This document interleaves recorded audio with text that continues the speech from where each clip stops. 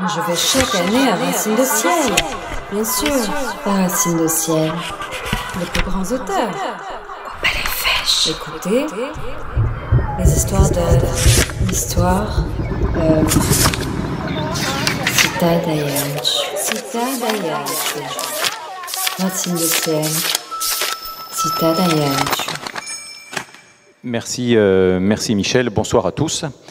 Eh bien, commençons effectivement tout de suite la rentrée. Donc, bonsoir Miguel de Palol. Bonsoir. Je vous présente rapidement. Vous êtes un des grands auteurs de la littérature catalane, auteur particulièrement prolifique d'une œuvre nombreuse, mais nous nous attarderons plus précisément ce soir sur les ouvrages qui ont été traduits en français de cette œuvre. Donc vous avez une formation, initialement vous avez une formation d'architecte, et puis vous êtes passé, qui d'ailleurs apparaît et transparaît dans votre œuvre, et vous êtes ensuite passé à la littérature avec le succès et le bonheur que l'on sait. Les trois œuvres qui ont été traduites sont ici. Vous avez donc le premier et le plus ancien, Le Jardin des Sept Crépuscules, qui est là. Plus récemment, donc, qui vient de sortir, Le Testament d'Alceste, pour lequel vous avez reçu le prix Ulysse d'Artémar, qui s'ajoute à de très nombreux prix que vous avez déjà reçus en Catalogne, à l'international, et un recueil de poèmes, donc Deux cœurs pour une bête, qui ajoute encore une corde à votre arc littéraire avec de la poésie. Et ces trois ouvrages ont été traduits par François-Michel Durazzo, ici présent avec nous. Donc, qui nous fait le plaisir de nous accompagner dans le commentaire de l'œuvre en général de Miguel de Palol. Donc vous aussi, vous êtes un traducteur particulièrement capé, mais, et spécialiste, comme l'a dit Michel, des langues romanes en particulier, avec tout un travail de traduction sur lequel nous reviendrons. Et donc ici, en s'attardant particulièrement sur la traduction, puisque vous avez traduit toutes les œuvres de Miguel de Palol, et ça continue, puisqu'il y en a encore d'autres, enfin sans vouloir...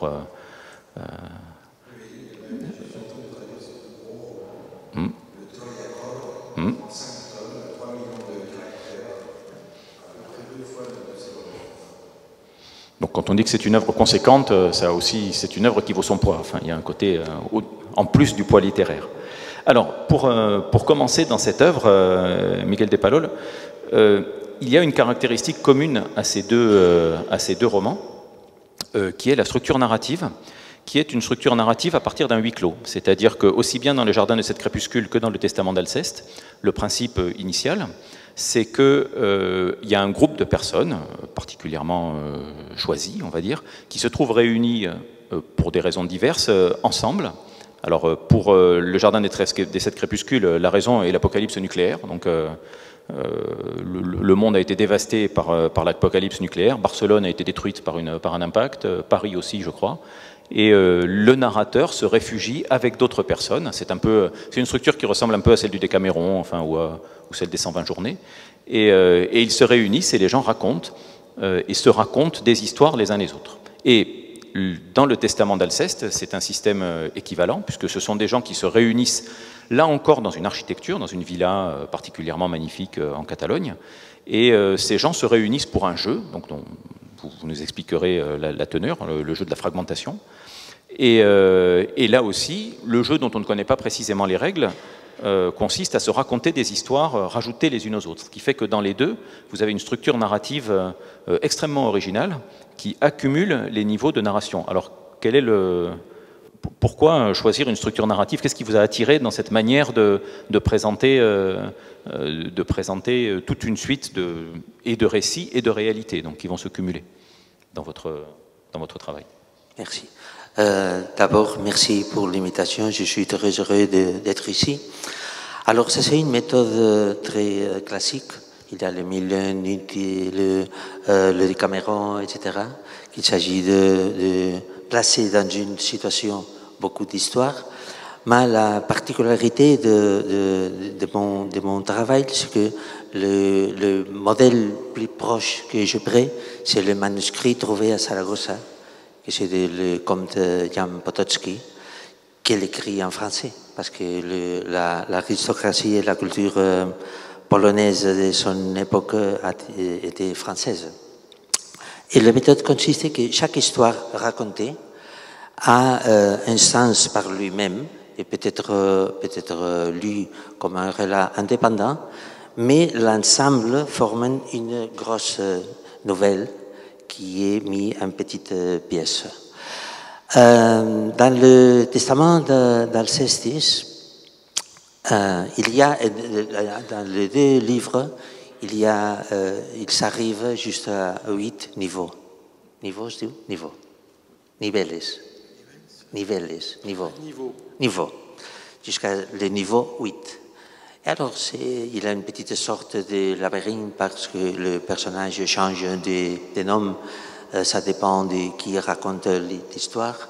Et il y a un croisement des histoires. Et dans le testament d'Alcestis, la particularité, c'est que, au dehors de ces méthodes, de l'inclusion des histoires, dedans des histoires, etc., il y a des séquences temporales. Par exemple, dans les cas les plus simples, l'histoire numéro 1 et après l'histoire numéro 2, et après l'histoire numéro 3, et après de nouveau l'histoire numéro 1.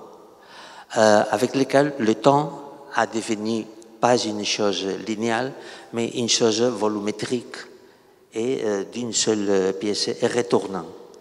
Et c'est en certaine façon, c'est une machine du temps, mais sans la machine. La machine est en propriété, c'est la narration. Et alors, il y a une plot dans le testament d'Alcestis que je ne vais pas révéler par une spoiler. Et il s'agit de trouver l'histoire dans le passé, parce qu'on avance dans le temps, mais on retrocède dans le temps réel de l'histoire. C'est de trouver l'histoire où se raconte la situation, que c'est la solution à les problèmes mis dans la situation initiale. Alors, il faut. C'est vrai que le temps a une importance très particulière. Ce n'est pas un temps linéaire, c'est un temps volumétrique ou cyclique. Alors, il faut dire que le testament d'Alceste, en plus, il rajoute une dimension parce qu'il y a une. Alors, enfin, pour donner l'histoire, il y a un mort. Enfin, il y a une morte plutôt. Une des participantes, qui est une femme, une espèce d'idéal féminin, en fait, meurt. On ne sait pas pourquoi. Et les autres personnes présentes décide d'engager ce jeu mystérieux auquel il joue avec pour objectif de ressusciter la morte.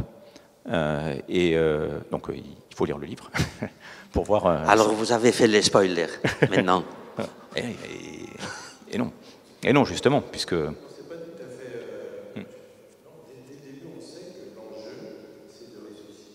Aloysia. Oui. Après, va-t-on y arriver? Il faut lire. Je t'en prie. Vous parlez admirablement du squelette, de la forme, on pourrait parler de la chair aussi. Alors, oui. Qu'est-ce que ça raconte à part cette construction?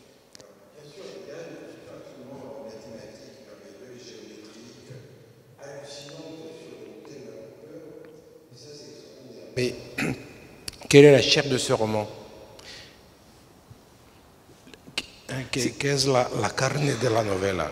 ¿Qué es las historias? Par exemple, excusez-moi juste, on t'interrompt une seconde. Par exemple, la joia. Pourquoi? L'essence dernière des deux histoires, c'est la vérité du relat. C'est la textualité des écritures, même des écritures bibliques. Si on doit prendre ce qu'il est écrit dans la forme littéraire.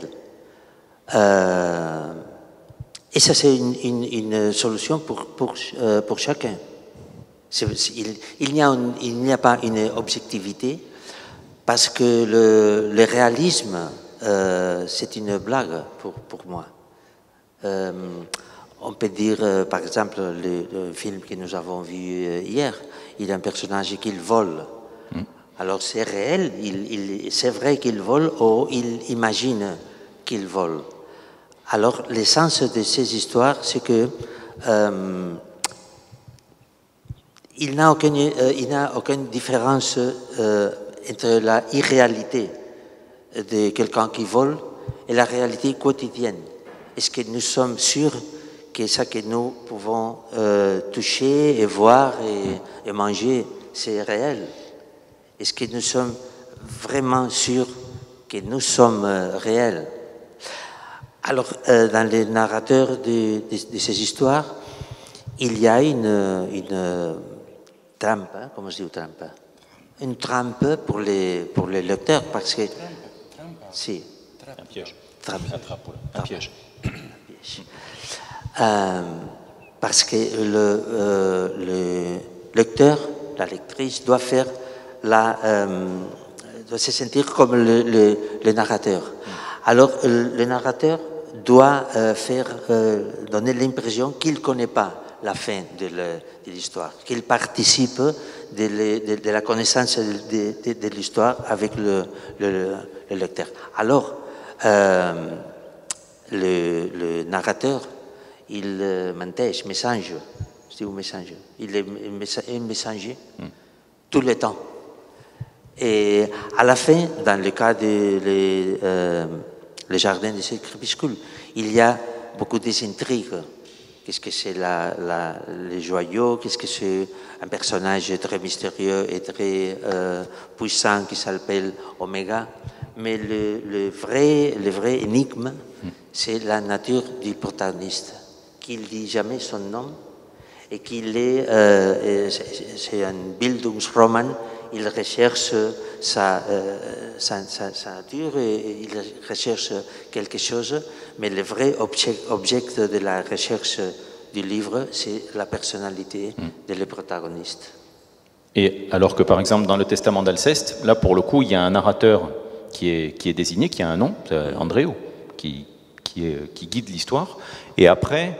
Bon, c'est-à-dire qu'on a à la fois l'histoire du narrateur, enfin le narrateur qui raconte les interactions entre les différents personnages, et ensuite il y a des espèces de fractales. Enfin, alors là, la mathématique, la géométrie, ils jouent un rôle très important dans la conception du récit. Et ensuite il y a des récits qui s'imbriquent les uns dans les autres, au point qu'après la réalité du narrateur se mélange avec la réalité du récit. Sachant que dans le récit, il peut y avoir aussi des narrations. Alors dit comme ça a l'air horriblement compliqué, mais il y a une astuce. Vous avez mis en place un système très astucieux de hiérarchisation des narrations, ce qui fait qu'on se retrouve dans les niveaux de lecture. Et ce qui est virtuose, je dirais, dans cette construction et dans les récits qui alternent comme ça, c'est qu'au bout d'un certain temps, on s'y retrouve. C'est-à-dire qu'à un moment donné, tout reprend sa cohérence. Donc il y a des moments où, toutes ces constructions qui ont l'air de partir dans tous les sens retrouvent une cohérence géométrique quasiment, et ça repart, ça relance quelque chose, et ainsi de suite, et cause ici jusqu'à l'accomplissement du roman. Mais ça, on ne peut pas... Il y a la figure, la table du relat. C'est pas une chose, comme je dis avant, c'est pas une chose linéaire, mais ça un parcours par le dernier corps platonique, c'est le dodécaèdre. Platon a mis les 4 premières corps adjudiqués à la terre, à l'air, à le feu et à l'eau. Et le dernier, il dit, ça c'est le modèle que le démiurge a pris pour construire l'univers. Alors l'histoire, le succès, la succession de l'histoire est un parcours par les arrestes du dodécaèdre, que je l'appelle le troïacorde, que c'est beaucoup de plus choses. Et dans le livre, j'avais voulu que ça soyez mis au point où correspond avec l'histoire, mais par raison éditoriale et technique, ils sont tous à la fin. Alors les index, la table,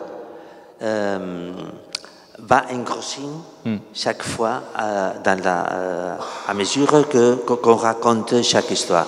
Oui, il y a des constructions géométriques dans le livre qui sont représentées. Alors il y a un cahier, on va dire, couleur au milieu du livre, dans lequel on voit le fil du récit. En temps en temps, un des narrateurs s'arrête et réfléchit avec les autres, et reconstitue une espèce de figure géométrique qui est le fil du récit, mais qui n'est pas un fil linéaire, simple, mais qui est un fil dodécaédrique, bon, en tout cas complexe.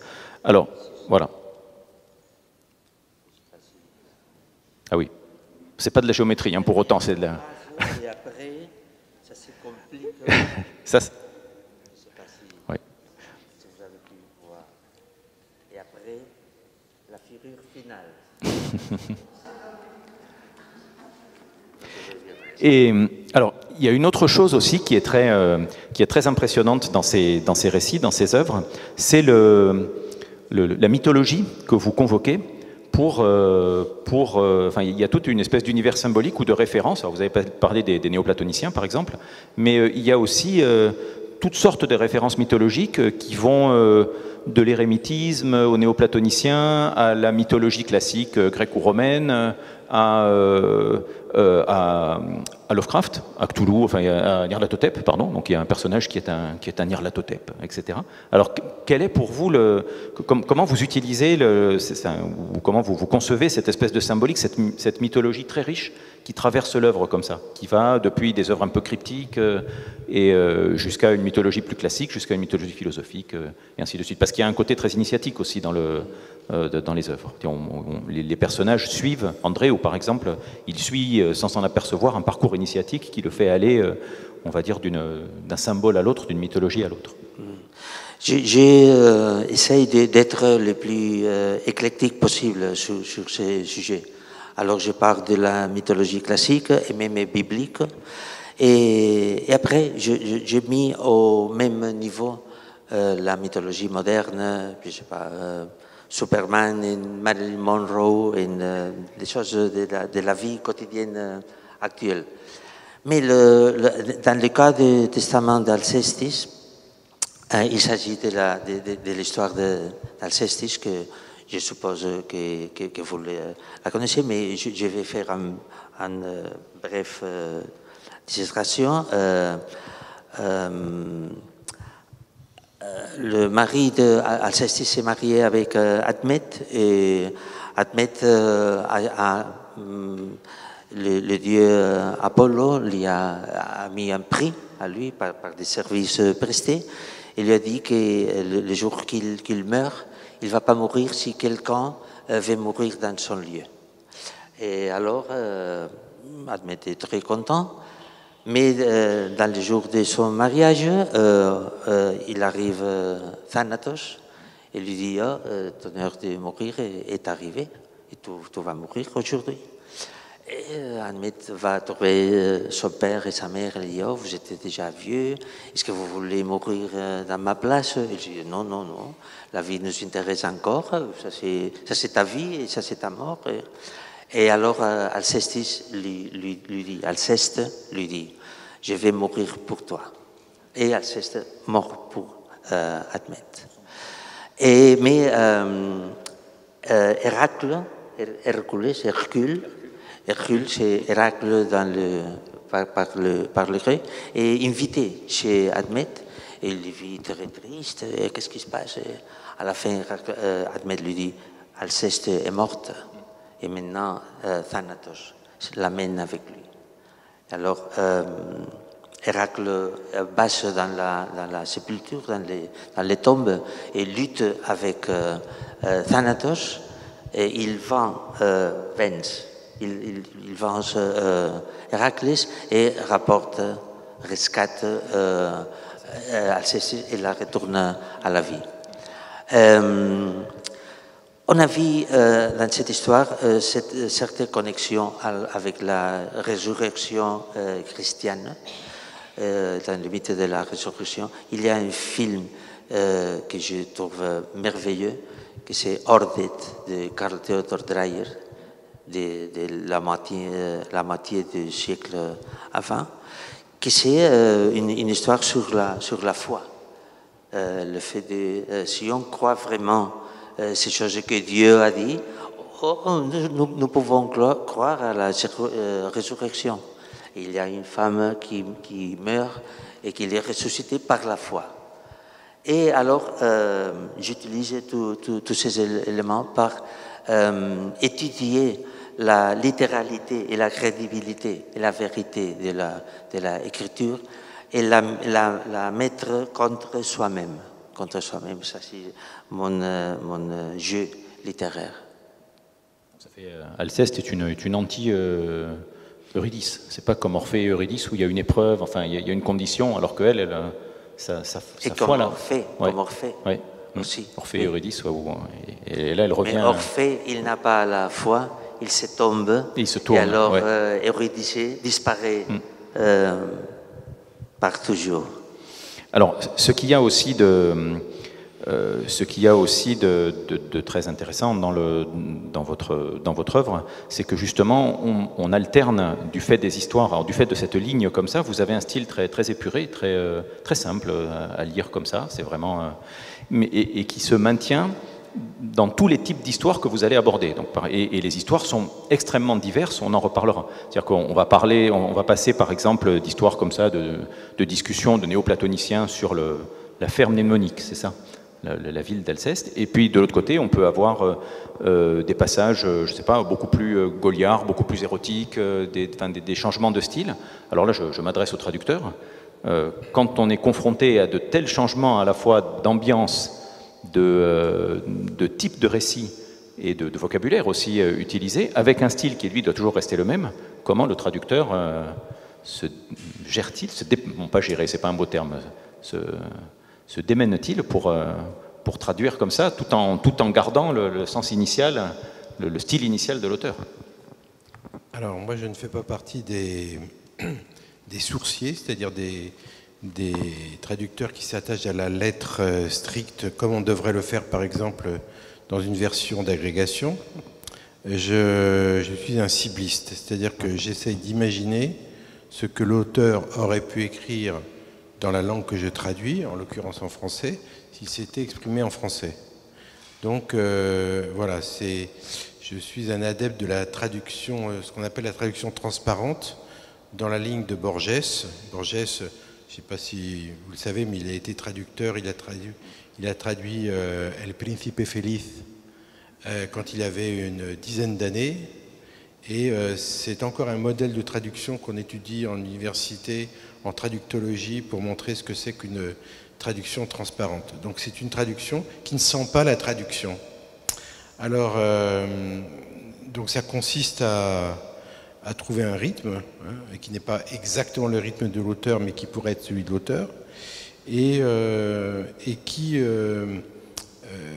crée une distance entre un style littéraire et le style qu'on peut avoir dans les dialogues, que j'essaye de rendre le plus réaliste possible. C'est-à-dire que je me mets en situation, qu'est-ce que tel personnage dirait dans telle et telle situation.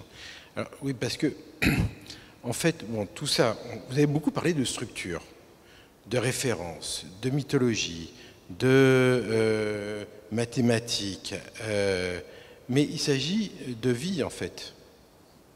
Il s'agit de personnages qui vivent, qui se racontent des histoires d'amour, il y a de l'érotisme, il y a des gens qui rencontrent d'autres personnes dans une situation donnée, qui se disputent, qui se rencontrent, qui s'embrassent, et donc le langage de la vie imprègne toute la traduction. Et alors, une question me vient, pardon, allez-y. Oui. Oui. Je rajoute alors, parce que je pense dans la traduction, il y a les noms propres. Il y a beaucoup de noms propres qui jouent énormément d'ironie, parce que outre les références qu'on a déjà évoquées, vous avez un style, vous aimez placer des noms improbables, des références qui n'en sont pas, à côté de références réelles. Donc j'imagine qu'à la base, les noms propres sont en catalan. Enfin, comment vous traduisez un nom propre ironique? Si c'est le cas, parce que je n'ai pas vu le texte original en catalan. Bon, oui, je peux le dire. Et encore, c'est un point de vue qui est partagé par un certain nombre de traducteurs, mais pas par tous.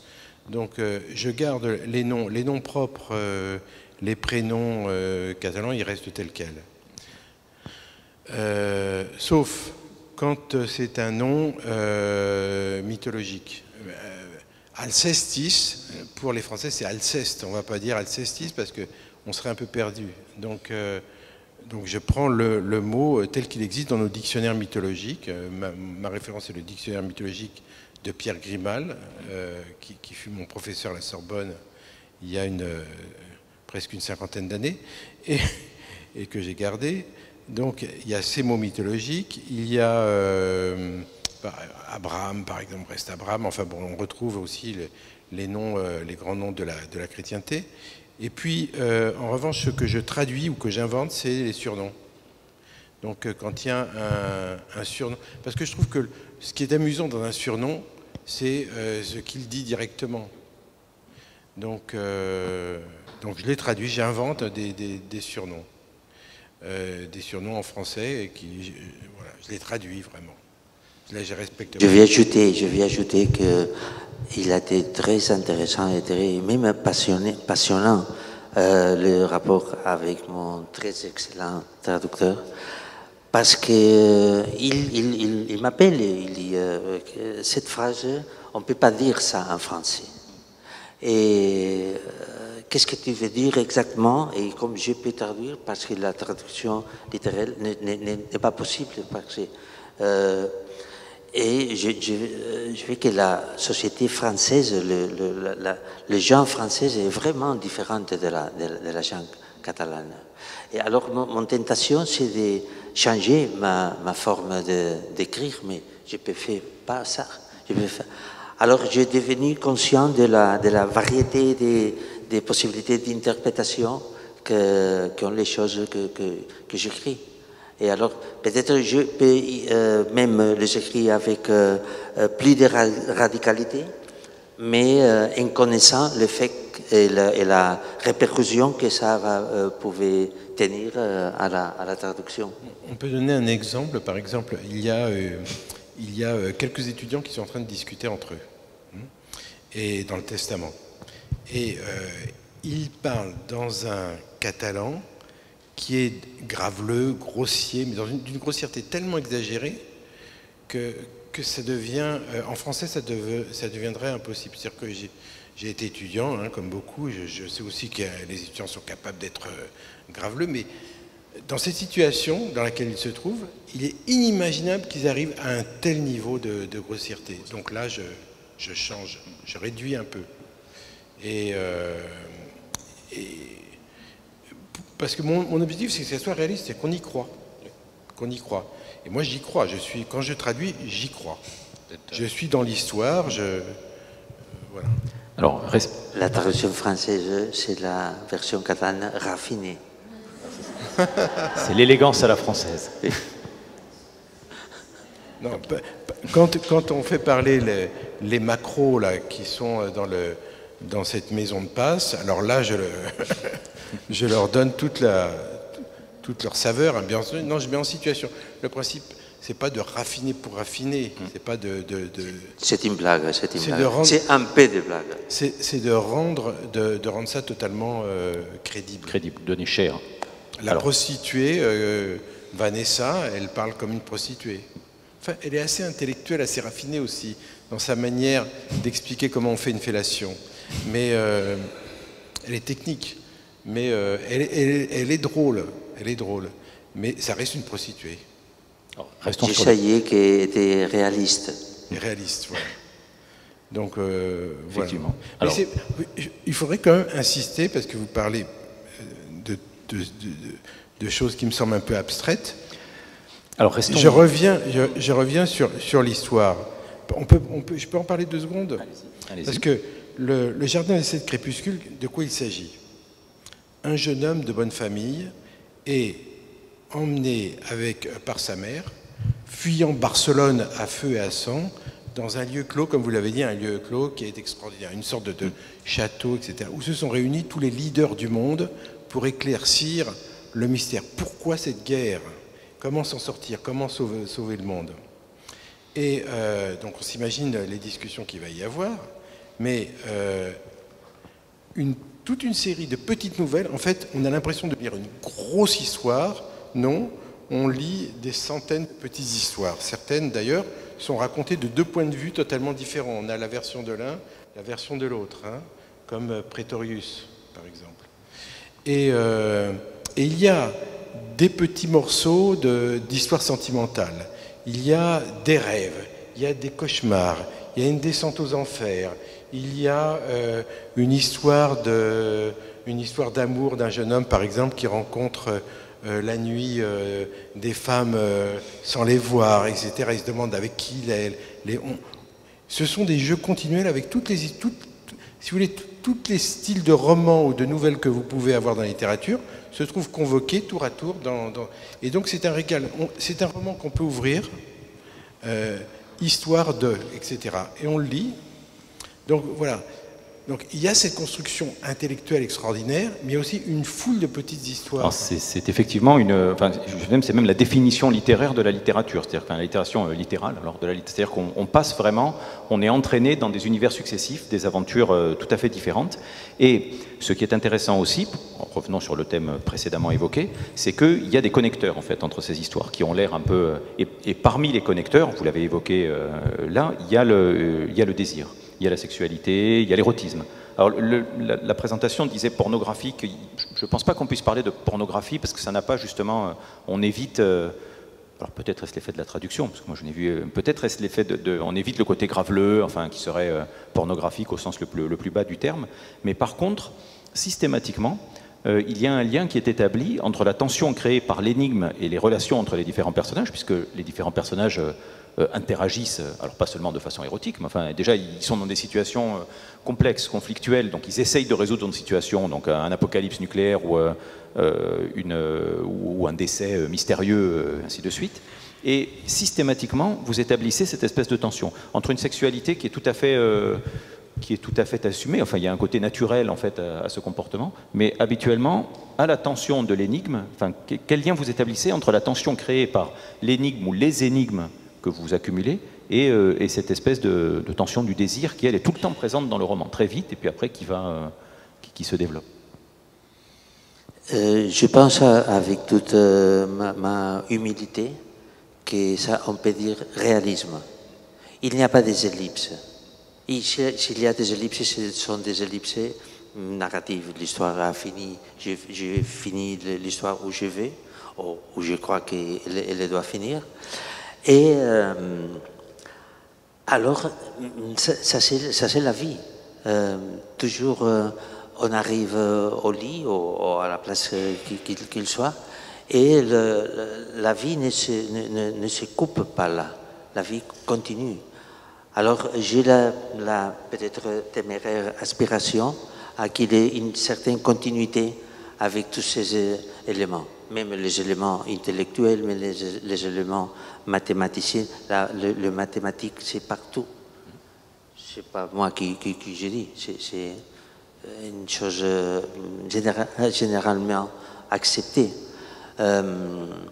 Alors, une des idées, c'est qu'on peut passer sur tous les sujets et sur tous les aspects de la vie avec le même instrument littéraire. Ça c'est mon idée. Oui, c'est-à-dire qu'il y a une normalité dans tout ça, inclus dans des scènes débridées, croquignolées, que l'on peut retrouver. Il y a un autre connecteur qui revient systématiquement,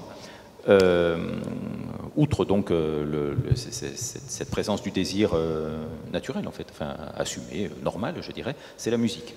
Vous dites à un moment donné, il y a 4 choses qu'on ne peut pas regarder dans les yeux, le soleil, la mort, Dieu et Bach.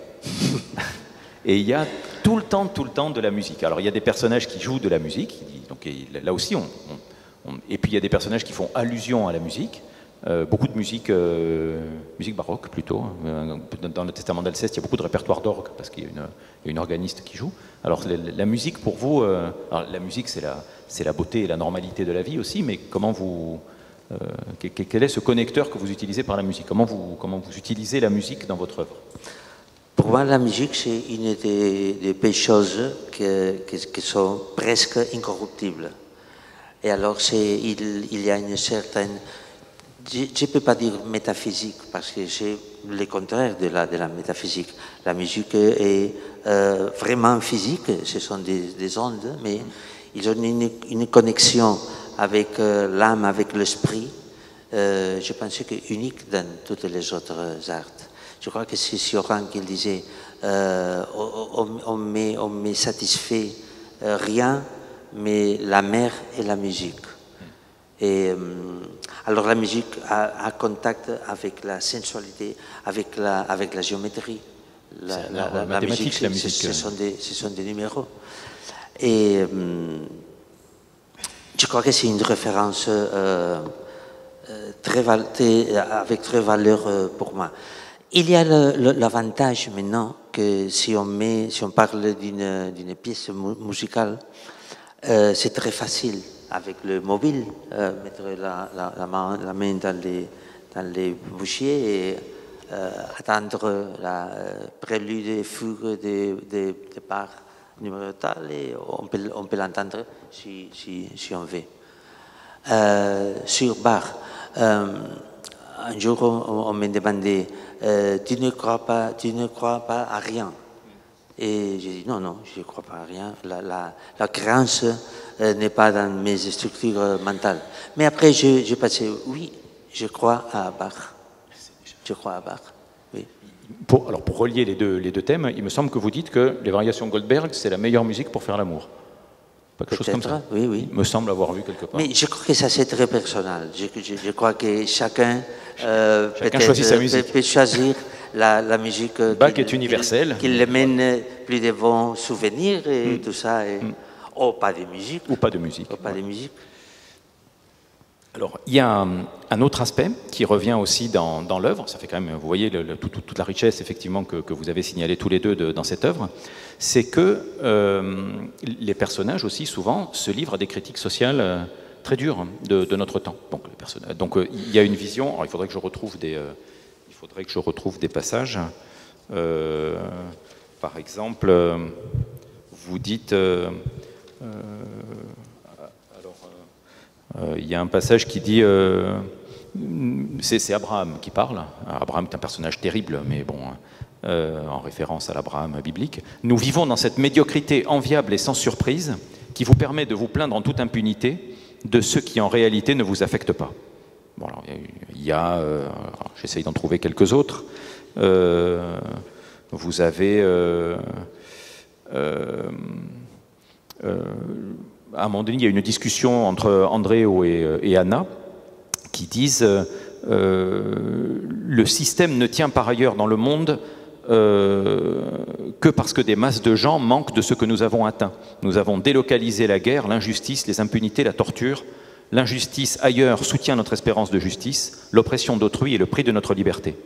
Donc à chaque fois, c'est un discours, enfin, et Ecos ici, ou allez, un petit dernier que j'avais repéré, histoire d'être...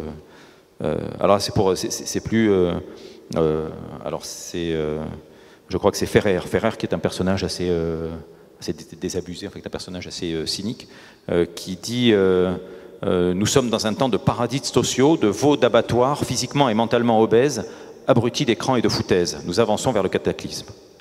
Et en plus, vous balancez en plus une petite sur la Catalogne, pourtant à laquelle vous êtes particulièrement attaché, mais vous parlez d'une Catalane, d'une identité catalane qui serait trop passive, qui serait mesquine, oiseuse, sans sens moral, et vous parlez de la lâcheté catalane. Donc quelle est cette approche de cette vision du monde qui est quand même... C'est une vision d'un personnage, c'est une...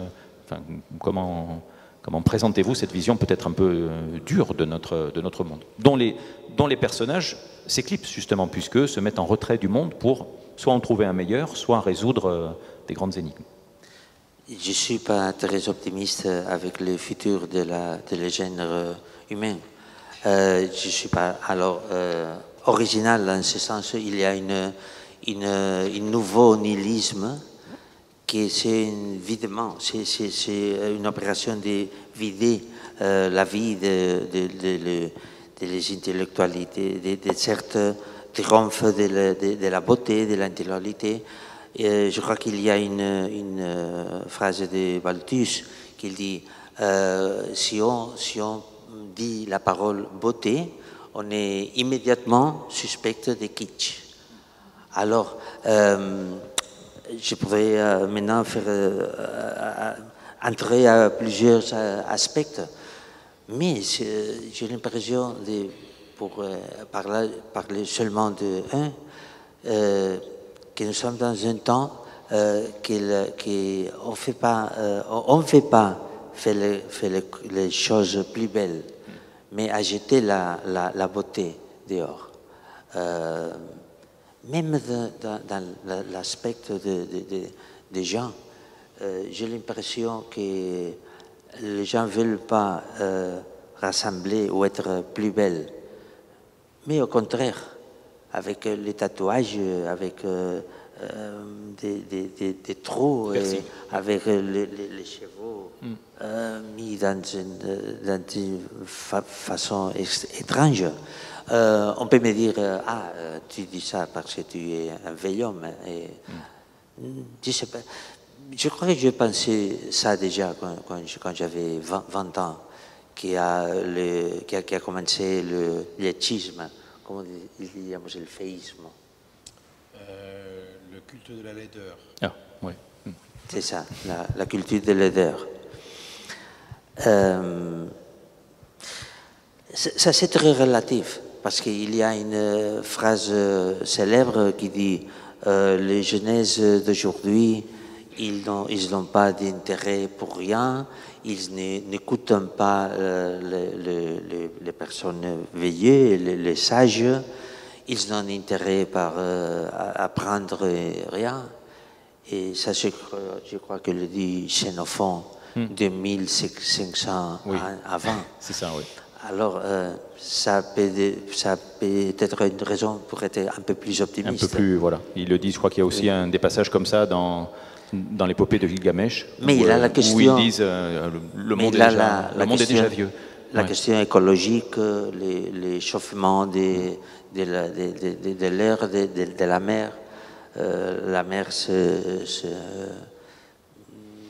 est plus chaude chaque fois et la Posidonie meurt, il n'y a pas les poissons, etc.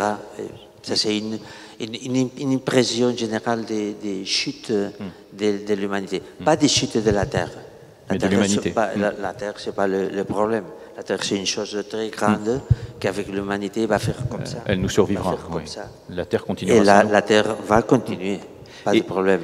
Et alors, pour autant, dans les personnages que vous présentez, vous dressez des portraits qui sont magnifiques. Alors, est-ce que c'est le fait de votre formation initiale d'architecte? Mais il y a des portraits de femmes en particulier. Ce sont souvent des personnages assez jeunes, enfin, ce sont des adultes, mais ils ont une trentaine, une quarantaine d'années, enfin 30, 40, 50. Et il y a une espèce de corrélation entre ces portraits de femmes en particulier, qui sont des... Alors à chaque fois, de femmes surtout. De femmes surtout, on est bien... Vous confirmez. Et oui, c'est vrai, d'ailleurs, à la réflexion, les hommes sont moins portraiturés, je ne sais pas si... Bon. Et les femmes et les maisons. Parce qu'alors, il y a une attention particulière. Alors, il faut que vous nous expliquiez ça un peu, quel est le lien que vous... Est-ce que c'est votre formation d'architecte? Mais il y a des portraits à la fois magnifiques, très humains, enfin, plein de chair, quoi, et d'humanité, mais extrêmement structurés, avec une description... vous portez une grande attention aux objets aussi, aux vêtements, aux textures, et puis même au-delà. Enfin, là, alors, pour le coup, pour revenir sur la traduction, aux odeurs... Enfin, ce sont des portraits complets, quoi. De même que quand vous décrivez les maisons, vous n'allez pas décrire seulement l'architecture, comme le ferait un architecte avec l'ordre dorique, ionique, enfin que sais-je. Mais vous allez aussi sur l'ambiance, sur les couleurs, sur les ciels. On parlait des ciels. Les meubles. Les meubles, tout à fait, oui. Même les meubles. Alors je pense que la description des objets et des gens est pour moi très important. Et il a devenu un second rang parce qu'il y a le cinéma, il y a le vidéo, il y a les mobiles, les smartphones, qu'on peut avoir beaucoup des images. Un ami de moi a une maladie très grave, il finira par mourir et est devenu aveugle. Et son copine, lui lit le roman du 19e siècle, qu'il y a beaucoup de descriptions. Et alors, il me dit, j'ai compris l'objet de la description très accurée le paysage, et dans le paysage on met la maison, et de la maison on entre à la maison et décrit les habitages, les meubles, etc.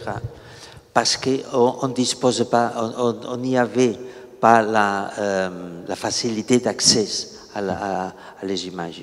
Et alors, sa copine qui est aveugle, il apprécie beaucoup cette description. Et il me dit, cette description que nous, habituellement, nous saltons. Ouais.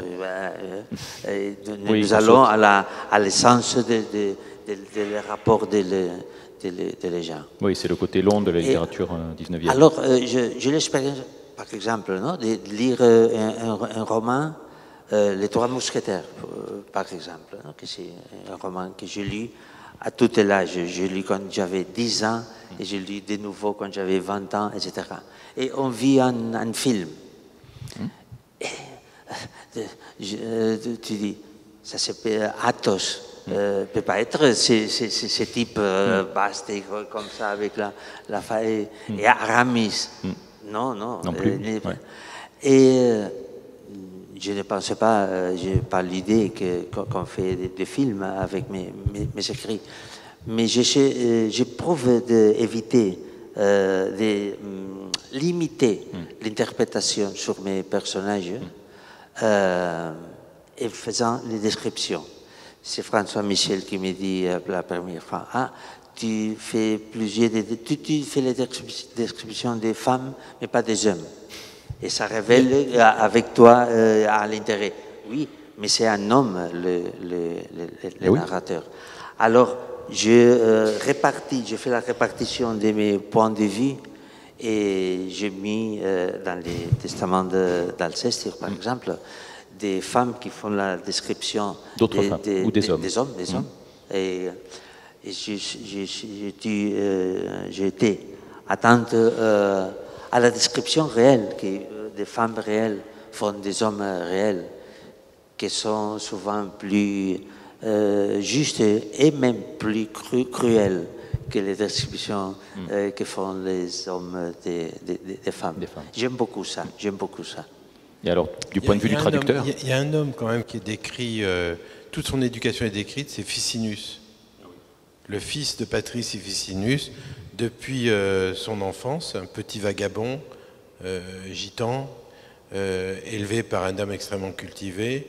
Il y a tout le récit de son éducation extraordinaire, un esprit prodigieux. Il y a aussi son physique, le bel homme que c'est devenu.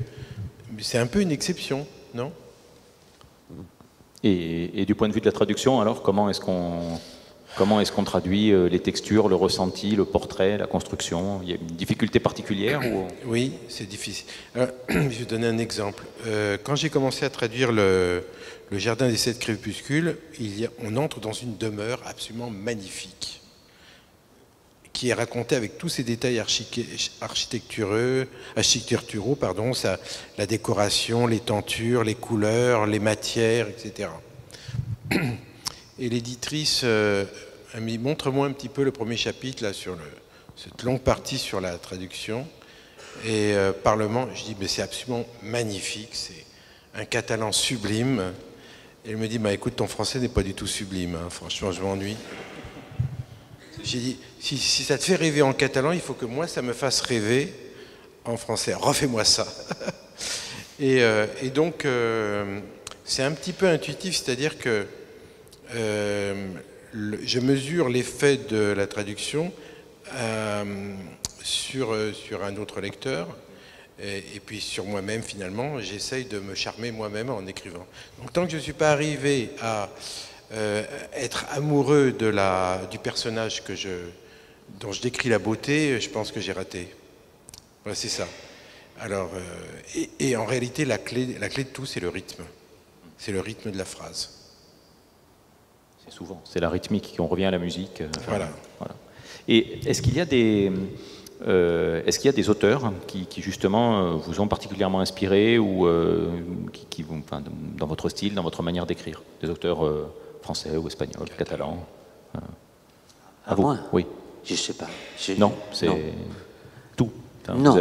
Vous avez fait feu de tout bois. Je crois, Le premier roman, que c'est le jardin de cette capitule, est écrit dans un moment qu'il y a une sorte de nouveau minimalisme.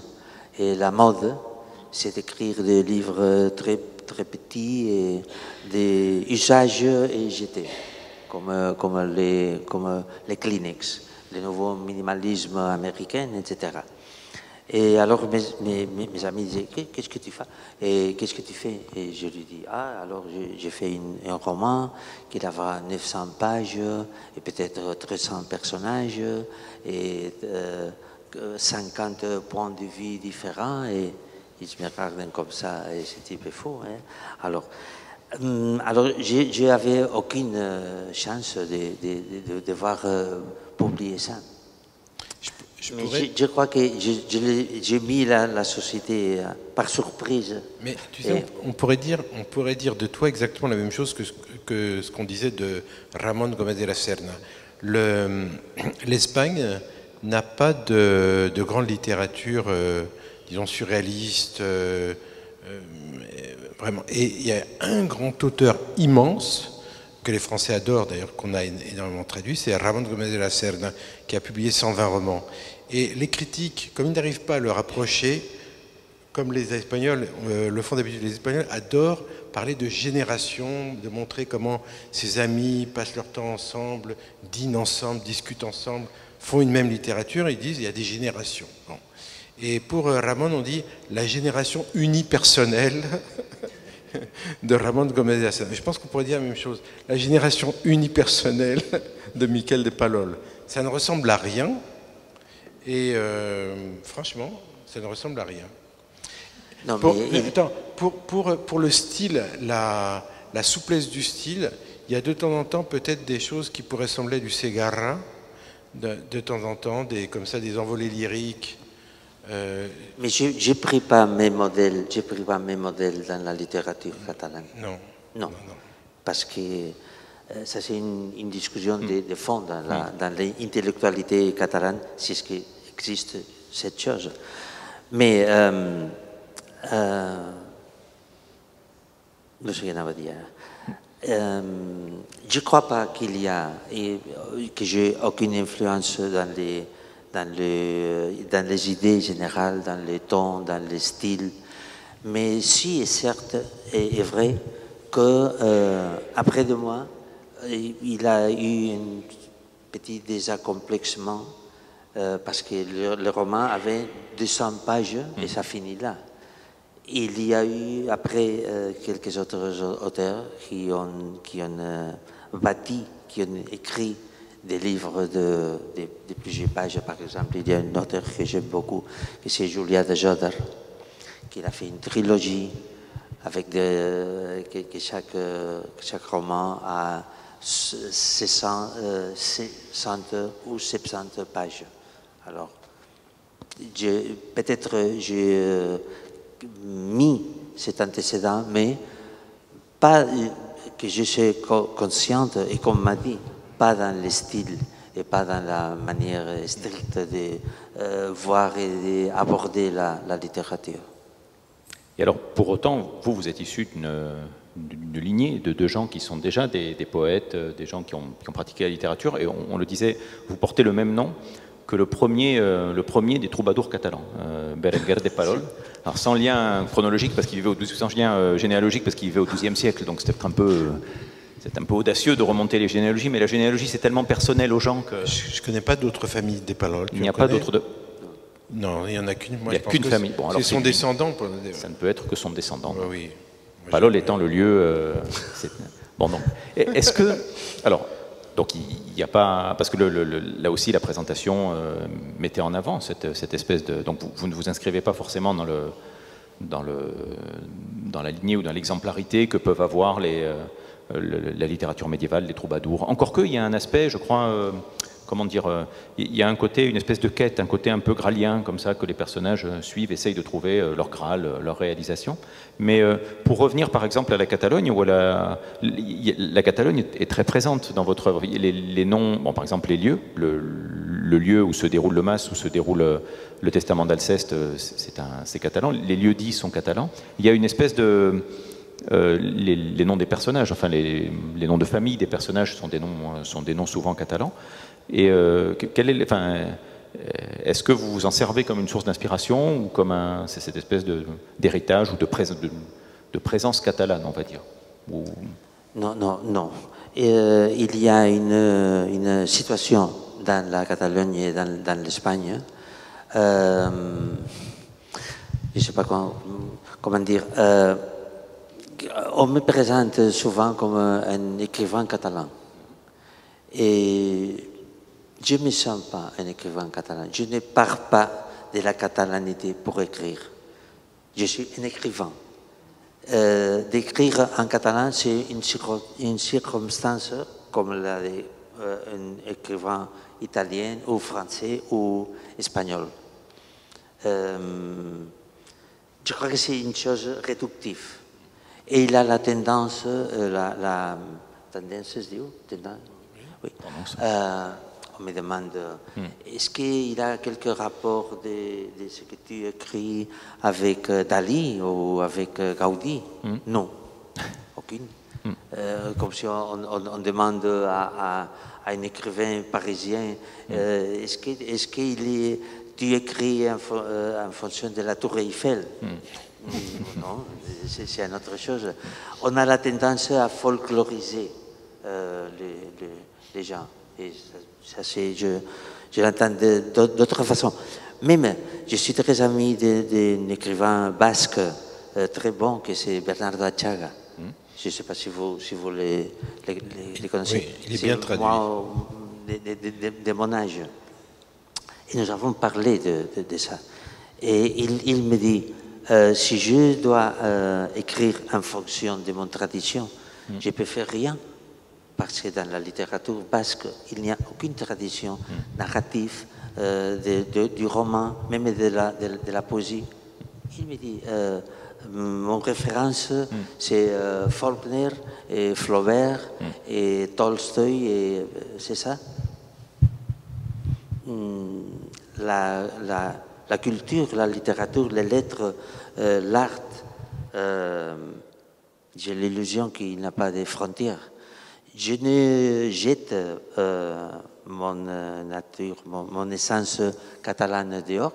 Je n'ai rien en contre de mes origines. Mais je crois que de façon consciente, ça ne conditionne pas ma façon d'écrire. Vous ne voulez pas être une espèce essentialisé, on va dire, comme puisque vous écrivez en catalan, vous êtes forcément un catalan qui parle de la Catalogne. Vous écrivez, voilà, vous n'êtes pas un écrivain catalan, vous êtes un écrivain qui écrit en catalan. C'est exact. Oui, c'est ça. Mais ça a une guerre qui va pas finir, parce que je suis toujours un écrivain catalan. Non, je suis un écrivain. Le catalan, c'est la circonstance que je ne regrette pas, mais c'est ça. Et alors, pour rester sur le catalan, est-ce que la traduction du catalan en français, est-ce qu'il y a des caractéristiques particulières au catalan qui, par rapport aux autres langues latines que vous connaissez, qui jouent sur la traduction? Enfin, c'est une langue par rapport à... Ça va peut-être vous étonner, mais quand je lis du catalan, j'oublie que je lis du catalan. Quand je lis du corse, j'oublie que je lis du corse. Je lis, c'est tout. Et la langue... Enfin, si au début, comme je passe sans arrêt d'une langue à l'autre, je me rends bien compte, il y a un moment où la première page, je sais que je lis du catalan. Puis au bout de 2-3 pages, j'oublie complètement. Donc, non, je ne vois pas de différence. D'une langue romane à une autre, je suis dans un univers dans lequel la phrase a une certaine tournure qui est finalement relativement proche. Et il y a pas de... C'est tout à fait autre chose, par exemple, quand j'ai traduit du turc. Parce que là, on est vraiment dans un monde totalement différent. Il faut réinventer totalement la phrase, parce qu'on ne peut pas le traduire littéralement. On ne peut pas être proche, c'est impossible. Il faut tout refaire, il faut inventer. C'est comme que j'ai aussi essayé de traduire de l'hébreu, pareil. Quand on traduit une langue romane, on passe d'une langue romane à une autre, donc on est dans le même mouvement. Donc il s'agit de trouver les ajustements pour ne pas rigidifier le français. Donc, voilà. Donc c'est assez simple de pénétrer cet univers. En revanche, ce qui est difficile, c'est de gommer de résister à la tentation de la littéralité. Et il y a une petite différence entre le style, l'original et la traduction en français. Je suis moins abstrait qu'il ne l'est. Par exemple, quand il utilise un nom, parfois je préfère un verbe. Mais ça, je pense que c'est l'influence du corse sur moi. Ah, ça joue.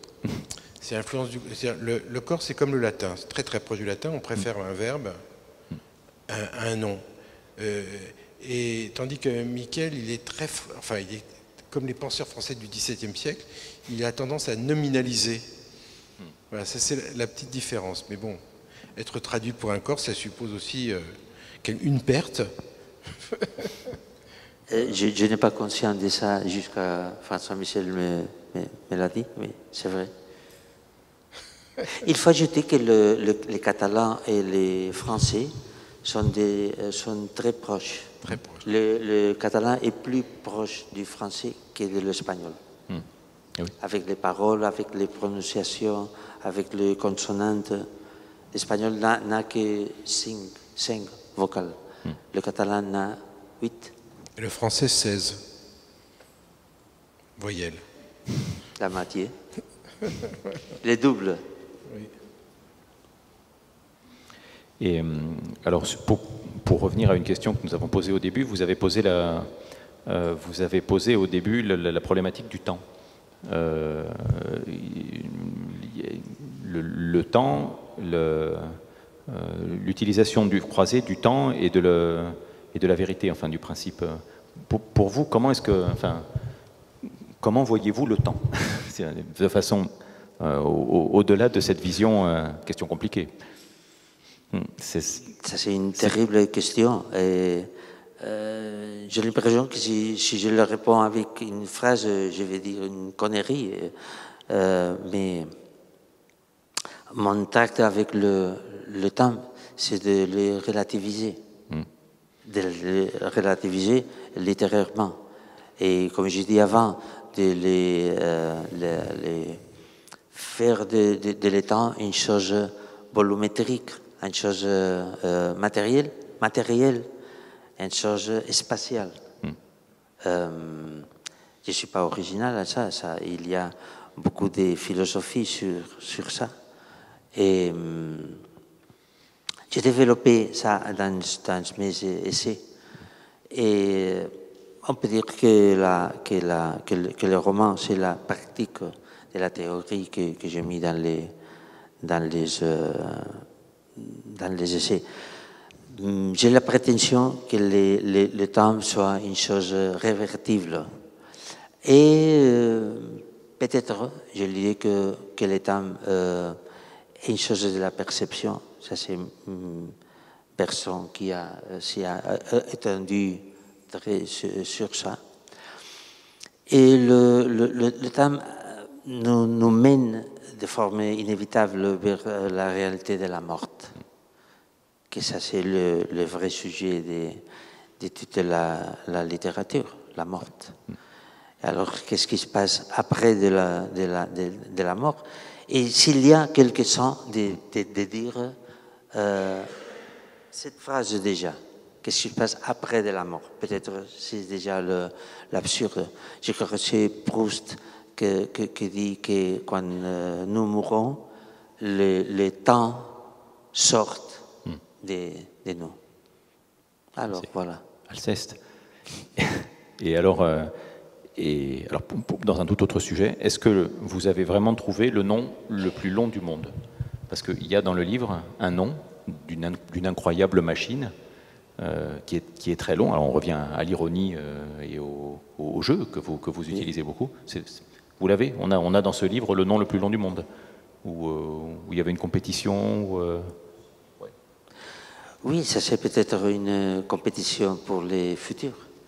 Mais je crois que dans cette chose, il faut n'avoir peur. Je crois que la peur, en ciego, mais aveugle, mais aveugle le pensée. Et je crois qu'il y a un jeu, et qu'il faut jouer avec ça. Et j'ajoute, je suis un sceptique. Je crois, je veux être un sceptique.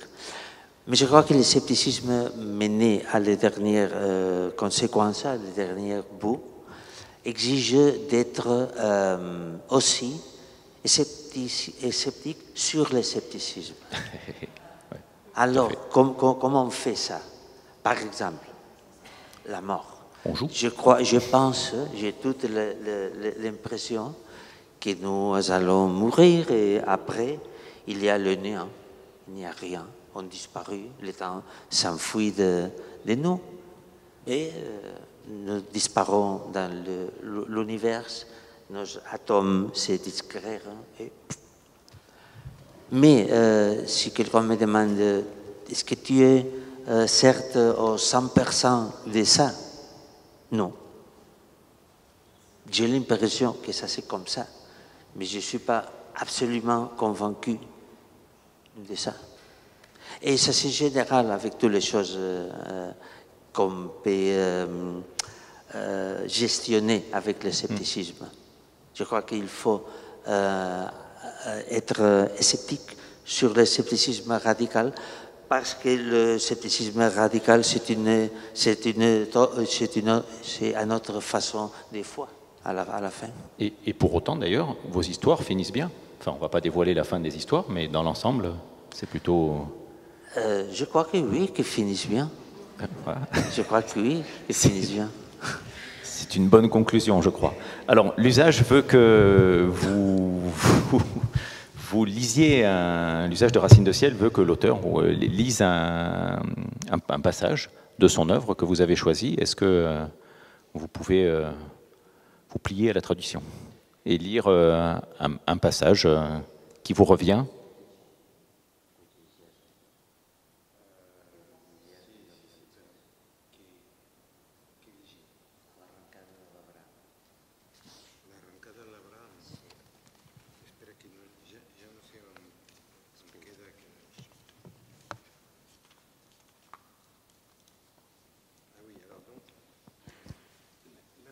L'un des récits principaux à l'intérieur du récit du Testament d'Alceste, c'est l'histoire d'Abraham. Abraham, c'est un homme costaud, fort, très intelligent. Il est gardien il est videur dans une boîte de nuit. Il vit avec une prostituée qui s'appelle Vanessa. Il a un fils. Et à un moment, il va être amené à travailler. Ah oui, je ne sais plus si c'est avant ou après, mais enfin, à un moment, il est veilleur de nuit. Et n'est-ce pas, hein, il est veilleur de nuit. Et le patron donc, de cette boîte va raconter son histoire. Va raconter son histoire parce que cet homme a été arrêté pour avoir assassiné son fils. Bon. Abraham. Quand on s'appelle Abraham, il y a un risque. Oui, il y a un risque, absolument. Et je ne sais plus où c'est cette histoire. Sapsonet.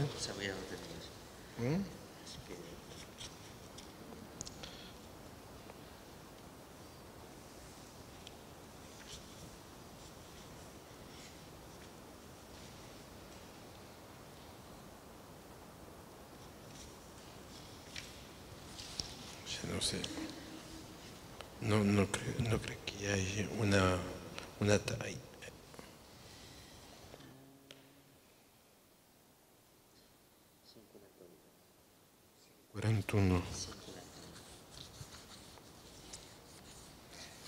L'avantage, c'est que vous connaissez bien le texte tous les deux. C'est pratique. D'accord. Alors, le personnage qui raconte l'histoire, c'est Gisèle Berti, et il raconte donc ce que lui a dit Abraham. Il y a 3 ans, monsieur Gisèle Berti, nous étions heureux, ma famille et moi. J'avais un emploi stable dans un service d'aide sociale, tout allait bien. Nous vivions dans cette médiocrité enviable et sans surprise qui vous permet de vous plaindre en toute impunité de tout, ce qui en réalité ne vous affecte pas. Cependant, s'il est difficile de parvenir à la stabilité, la conserver l'est encore davantage. Étions-nous vraiment heureux? Quand j'y repense, j'ai l'impression que ce n'était qu'un rêve. Is that sure?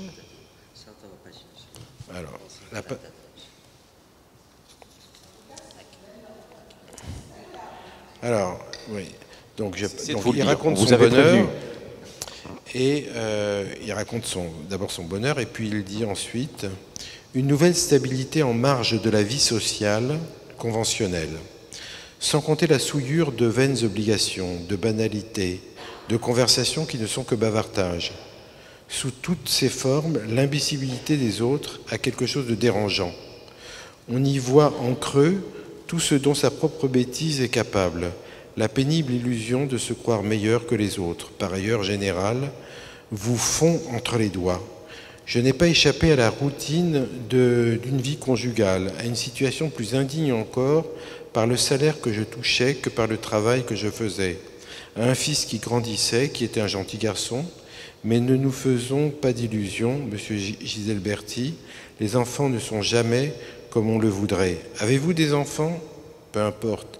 Un jour, je ne sais plus depuis combien de temps je m'étais endormi, j'ai été réveillé par une voix étrange, pas particulièrement grave ni profonde, comment dirais-je, comme si elle me parlait au téléphone. « Abraham, Abraham !»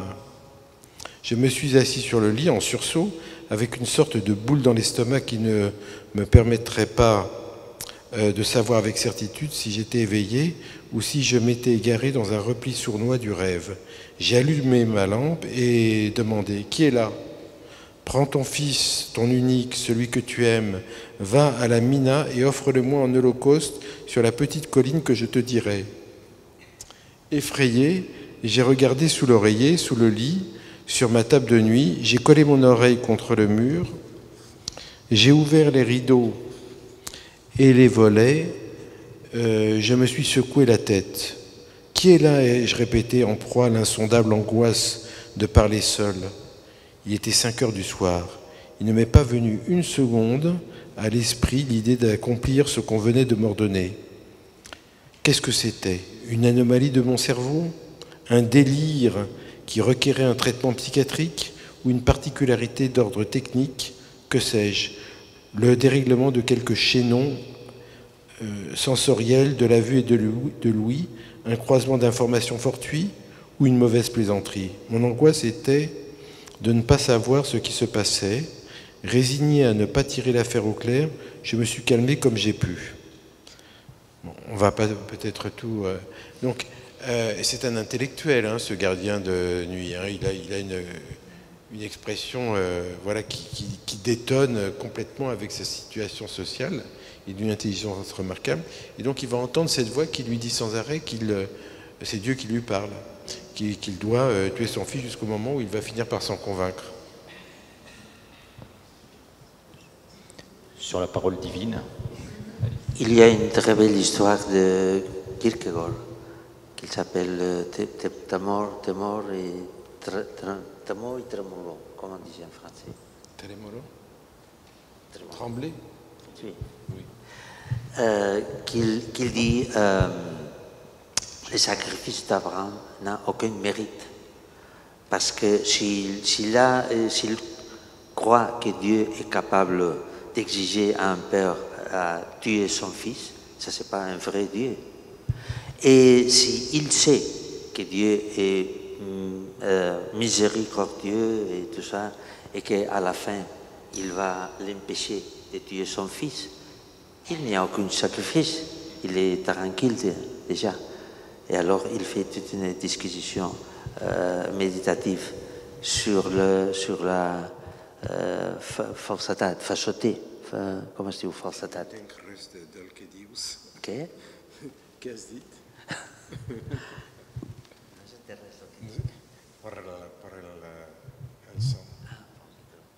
Comment se dit falsità? Fausseté. Fausseté. que c'est une histoire de fausseté, que Abraham c'est un imposteur, qu'il n'y a aucun sacrifice.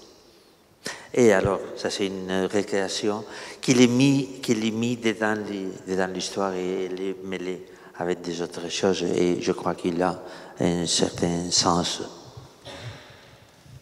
Merci Miguel de Palol, merci. Merci à vous et merci. Alors, il y a des questions, oui, bien sûr.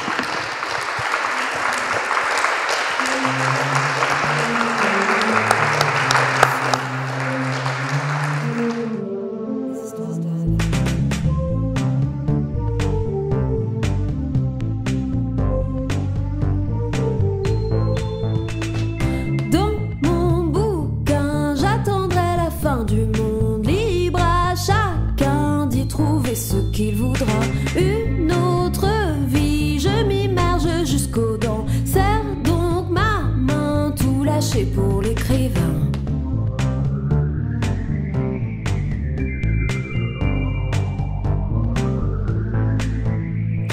Les pages se tournent, j'arrive au bout du chemin, mais j'y suis trop bien.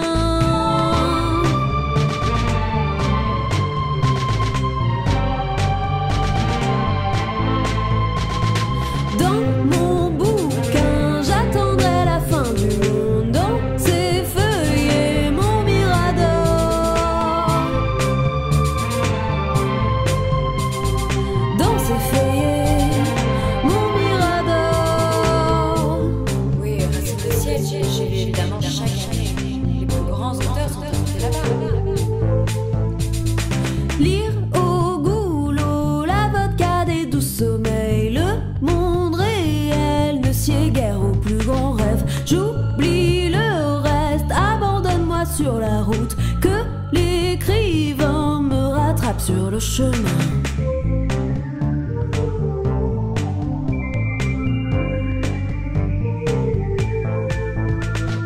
L'ouvrage est long, l'oiseau y plonge en piqué, moi sur ses ailes.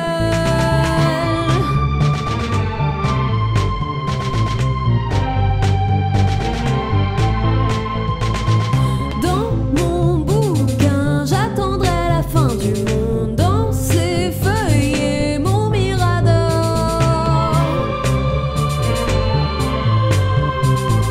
Dans ses feuillets, mon mirador.